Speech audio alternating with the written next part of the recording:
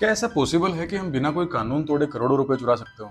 Late me tell you a few cases and then you decide. 28 फरवरी को Iran में war शुरू हुआ and as you know prices of oil were extremely high and volatile. पर उन सब के बीच 23 मार्च सुबह 6:50 पे न्यूयॉर्क मर्केंटाइल एक्सचेंज पे कोई $300 मिलियन की बेट लगाता है कि ऑयल प्राइसेस नीचे जाएंगी। और उसके 15 मिनट बाद ट्रम्प भाई साहब अनाउंस करते हैं कि we have started talks with Iran and announced a ceasefire for 5 days। What a great news for market. Oil prices fell. And what a coincidence for the one who bet just 15 minutes before the announcement. पर उसके 2-4 घंटे बाद Iran का spokes person announce करता है कि ऐसी कोई टॉक्स नहीं हुई है, this is a fake news, Trump is lying to move the markets. But the person holding the most powerful office in the world would spread the fake news to manipulate the market. हो सकता है ऐसा, पता नहीं, आप सोचो। Second case, during the कोविड-19 briefing in 2020 some US senators sold the stocks before the announcements.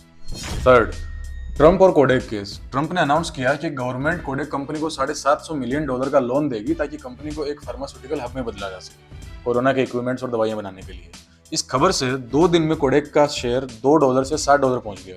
उसके बाद इन्वेस्टिगेशंस के दौरान पता लगता है कि इसके सीईओ और इन्वेस्टर्स ने मिलकर पहले ही शेयर खरीद लिए और कंट्रोवर्सी इतनी बड़ी हुई कि गवर्नमेंट को लोन कैंसिल करना पड़ा।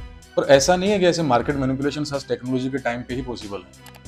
आज से 200 साल पहले 1815 में ब्रिटेन और नेपोलियन का वॉर चल रहा था, जिसे हम बैटल ऑफ वोटरलू के नाम से जानते हैं। ब्रिटेन वॉर जीत गया, लेकिन ये खबर लंदन पहुंचती उससे पहले नेथन रोथस्चाइल्ड के पास पहुंच गई, जिसका खुद का एक खबरी और कबूतरों का कुरियर नेटवर्क था, which was sometime faster than the governments own network. और महाशय ने लंदन स्टॉक जाके अफवाह फैलाई कि ब्रिटेन हार गया और नेपोलियन जीत गया और अपने गवर्नमेंट बॉन्ड्स बेचने शुरू कर दिए, जिससे मार्केट में पैनिक क्रिएट हुआ और सारे गवर्नमेंट बॉन्ड्स के दाम कोड़ियों के भाव आ गए। और फिर अपने एजेंट्स के थ्रू चुपचाप सारे बॉन्ड्स वापस खरीद लिए।